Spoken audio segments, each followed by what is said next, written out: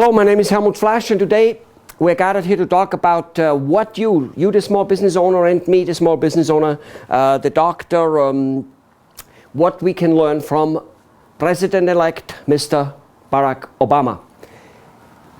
Mr. Barack Obama, when he did his victory speech, very clearly said that he thinks that his strategic people run the best marketing, the best political marketing campaign in history. And I think I agree with him, absolutely. It was just a phenomena which needs to be explained. And let me tell you something right away to start off with. Without marketing, without good marketing, extremely little, if anything, will happen ever. In fact, as worse as the economy goes, as less things will happen without good marketing. And personally, I believe that in 1930 or something around that time, when of course I wasn't around and couldn't possibly make an analogy or a real good evaluation, we had great presidents such as Mr. Roosevelt, who apparently built this whole thing out, but at the same time it was the marketing people who managed to do so. And Mr. Roosevelt gave them all kinds of tools, all kinds of inspirations and all that type of stuff, with no doubt. But in the end, it is us, the people, who need to do it. And the very same will need to have to happen now.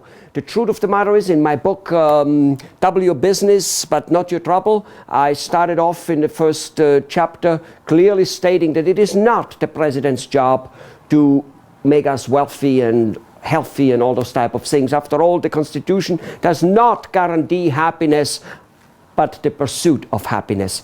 And who needs to pursue it? We need to pursue it. All the parents out of there, and you and all the children who had parents, even though we are now grown, we know very well that it is the children, it is us who need to walk the line. We need to go out there and do what we need to do. Parents can give us guidance, parents can give us advice, all that type of stuff. Teacher, they do the same thing. We need to go out and do it.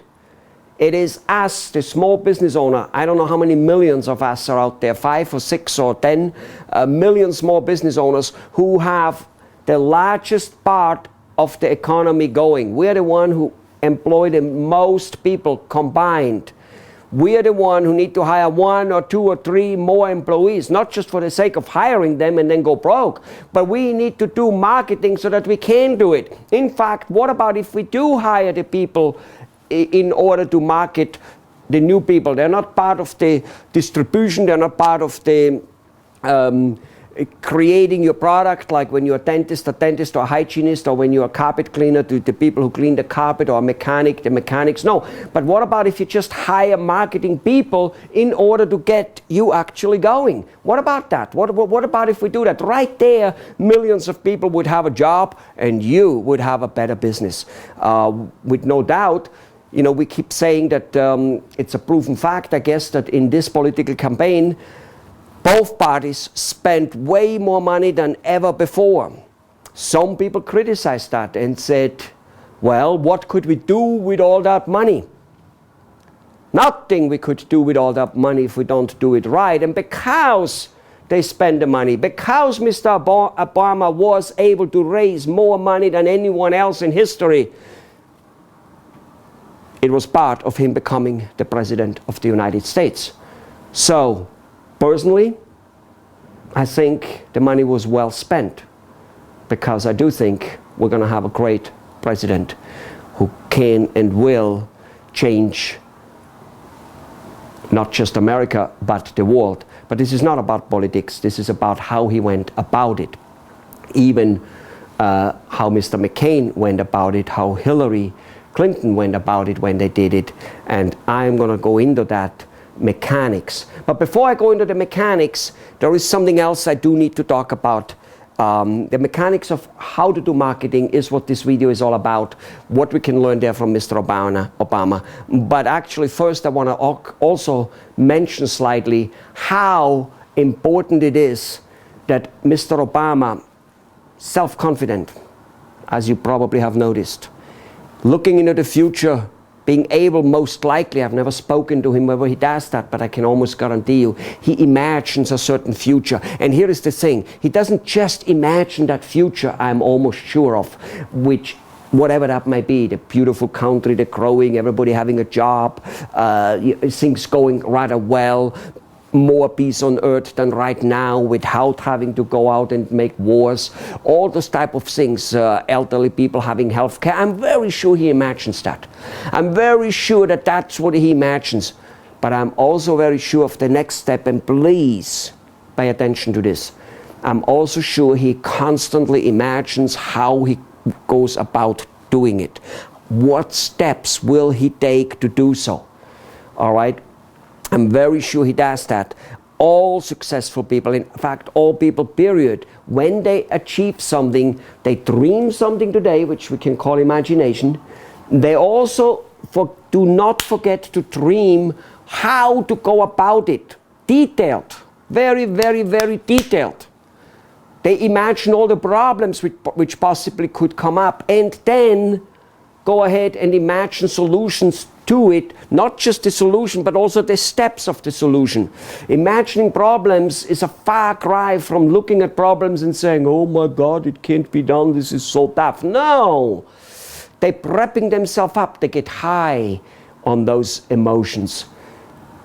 Basically, you don't only imagine goals. This is what's wrong with goal setting.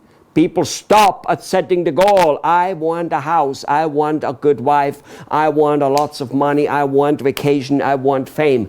That's what you want. You need to imagine what other people want, get high on that, and then need to imagine step by step on how are you going to achieve what those other people want. That is one of the most important things, I think, and it is way above the mechanical steps, which, what is this video supposed to be about it? We probably make that in part 2, all right? But nevertheless, both of them, of course, are needed. You gotta first do the imagination, the painting it out, exactly what is happening. What's the goal? For you? Fine. If that's the first thing which pops in your mind. For many people, the first thing which will be popping in their mind is actually what they can give to others. If that's not the case with you, fine.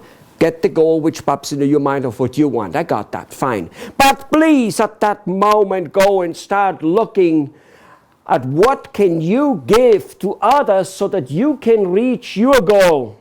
Start imagining that, and then start working out all the steps which have to be done. And no, you don't need to have them all written down by the second and all those type of things. No, they will develop. It's a constant, ongoing type of activity in terms of thinking and moving ahead and imagining it. And the imaginations change, of course they do.